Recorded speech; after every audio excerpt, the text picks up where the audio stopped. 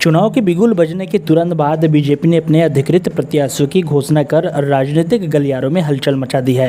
आरंग विधानसभा क्षेत्र से गुरु खुशवंत साहब को प्रत्याशी बनाए जाने की घोषणा के बाद उनके समर्थक खुशी से झूम उठे। वहीं प्रत्याशी बनाए जाने के बाद आरंग के भाजपा कार्यालय पहुंचने पर बीजेपी के कार्यकर्ताओं ने उनका जोरदार स्वागत करते हुए अभिनंदन किया।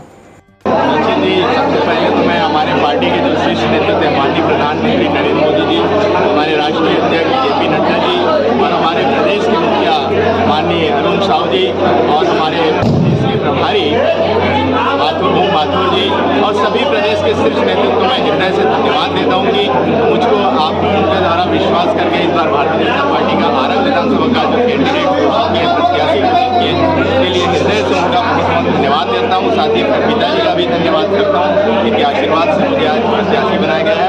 और निश्चित ही मैं क्षेत्र का दौरा विगत कई महीनों से कर रहा हूँ और हर क्षेत्र में जब जाता हूँ तो मैं वहाँ हर जगह से एक ही आवाज़ आती है, गली गली में डब रहा है और शिवडहरिया लब रहा है। साथ ही जिस भी गाँव में जाता हूँ 100 से ऊपर जनसंख्या के लोग भारतीय जनता पार्टी में प्रवेश करते हैं और बोलते हैं कि हमारा समर्थन भारतीय जनता पार्टी के साथ है। और इस बार ऐसी भ्रष्टाचारी सरकार को और विकास विरोधी सरकार को, किसान विरोधी सरकार को, मजदूर विरोधी, गरीब विरोधी सरकार को उखाड़ फेंकेंगे और इस बार आरंग विधानसभा में कमल खिलाएंगे और छत्तीसगढ़ में भारतीय जनता पार्टी की सरकार बनाएंगे। किन मुद्दों को लेकर आप जनता के बीच जाएंगे? हम बहुत सारे मुद्दे हैं, अनगिनत मुद्दे हैं यहाँ आरंग विधानसभा में।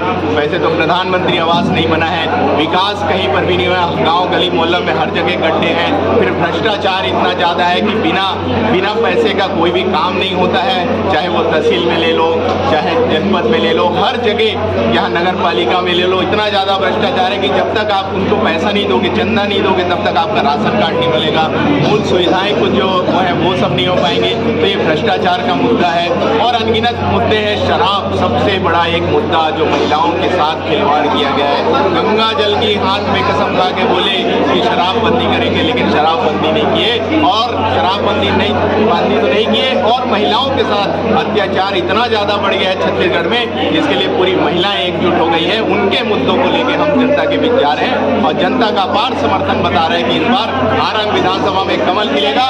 और इस बाहरी विधायक को जो बाहर छछान पैरी का रहने वाला आज आरंग विधानसभा में लोक लुभावन घोषणा करके विधायक बना था, उसको वही उसके घर भेजने का काम यहाँ की जनता करेगी और इस बार यहाँ के क्षेत्रीय बेटा को विधायक बनाने का काम आरंग विधानसभा की जनता करेगी। आपके कार्यकर्ताओं को कैसे साझेंगे बाबा जी एक साथ?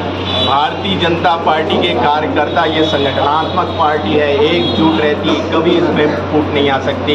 टिकट के पहले सभी दावेदार होते हैं, सभी मांग करते हैं, लेकिन जिसको भी ये पार्टी शीर्ष नेतृत्व जब किसी को टिकट देती है तो हम सब एक होते हैं, एक मंच में आते हैं और संगठन पार्टी चुनाव लड़ता है। प्रत्याशी चुनाव नहीं लड़ता भारतीय जनता पार्टी का, पूरी संगठन चुनाव लड़ती है और सबका एक ही उद्देश्य होता है कि हमको कमल को जिताना है और भारतीय जनता पार्टी को जिताना है और एकजुट होकर इस बार काम करेंगे और इस बार भारतीय जनता पार्टी की सरकार और आरंग विधानसभा में कमल खिलाएंगे। कितने हजार वोटों से इस बार जीत गया?